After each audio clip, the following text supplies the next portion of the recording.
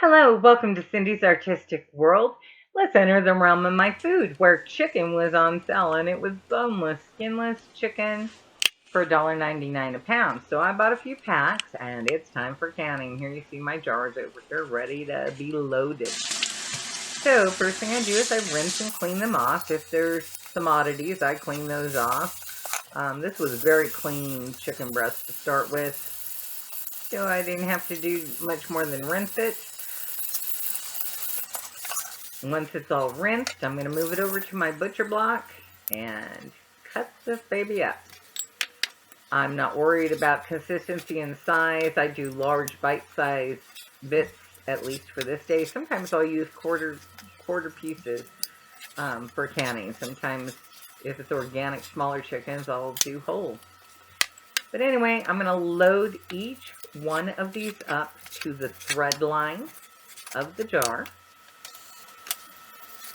We want to keep everything below the thread line, which is where the ring goes on.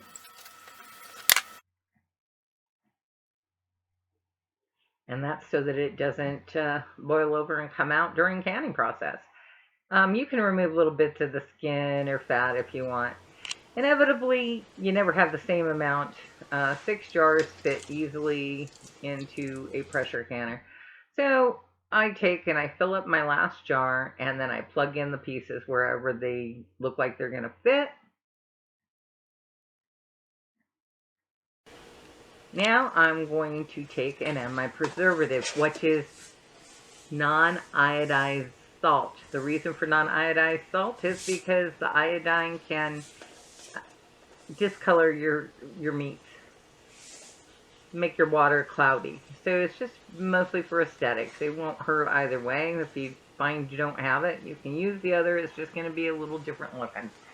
So I add half a teaspoon to each quart jar, and the same with the lemon juice. Every year I load up a couple of jars worth of lemon juice, just basically for this purpose, and store them in the fridge.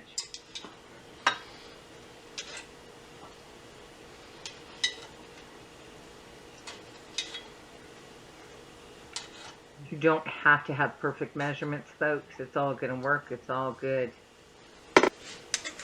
So now, that's my canning knife. I'm going to take filtered water and fill up to the thread line in each jar. Now see all those bubbles that are coming up? Well, some of those are going to be trapped under the chicken, and that's what that knife comes in for. I'm going to take that knife and stir it up to try and get those bubbles out. Reason being is those bubbles, air bubbles, also can discolor your chicken.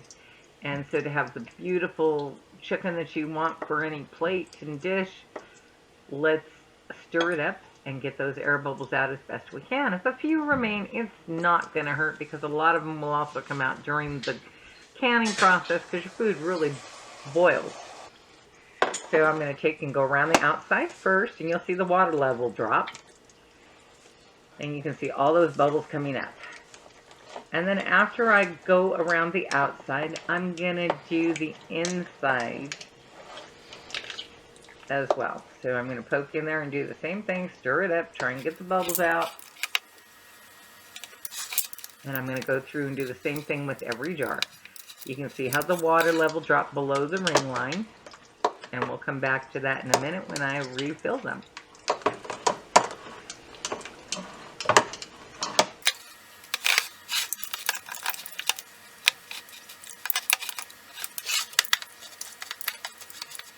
Now, one of the important things, again, is that everything be under the water level and under the ring line. So if you find a jar that's a little too full and the meat is just sticking up like this one, well, it's just a little tight, so I'm going to take a piece out.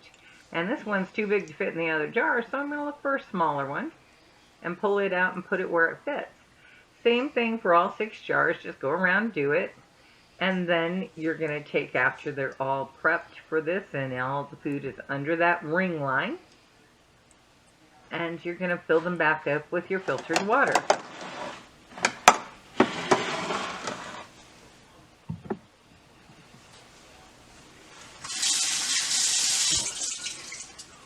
The other thing you want to do after you fill them up is I use distilled white vinegar and I clean the jar tip with that to make sure no food products or anything are going to interfere with my seals.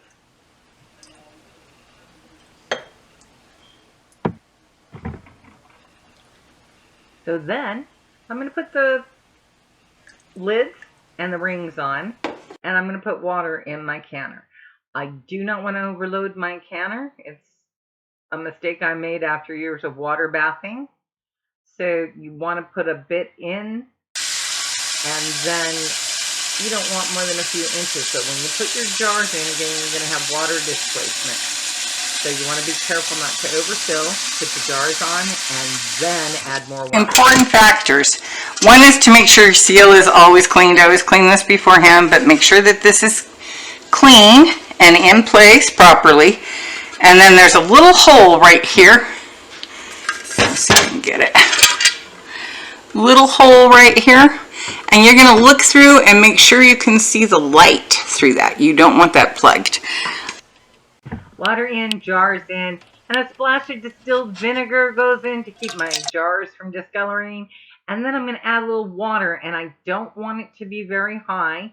A couple of inches of water is all you need in order to have great success. Otherwise, too much, and it takes too long.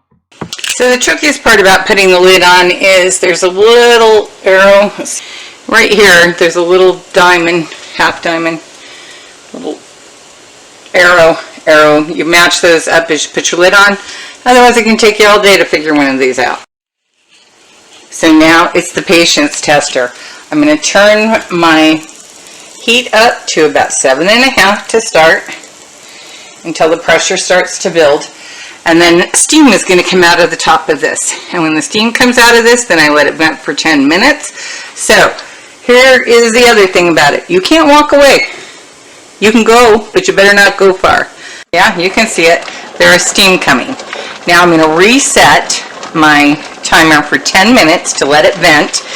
This right here is now going to start getting wet. Be careful, that's hot. Set my timer.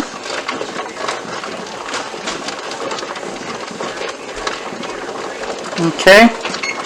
So this right here gets wet, and it will, once I put my rocker on after 10 minutes, then this will pop up and the pressure will then begin to rise on my gauge.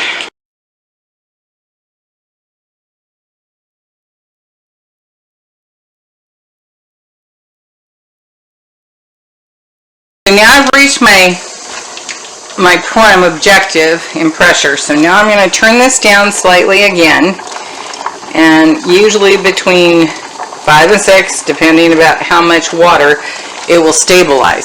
That's the key. I don't want it to go down. I don't want it to go up. I want it to kind of stabilize. This is why you don't leave it. It's just going to give you better results if you hang around.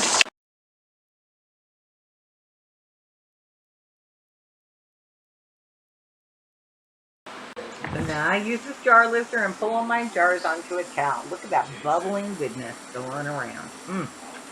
Love it, love it, love it. The next thing after this is let them cool and listen for everyone's favorite little sound. Oh, this guy gave me trouble. I gotta mention this. My little pressure button is going out. I'm gonna have to get a new one. Listen.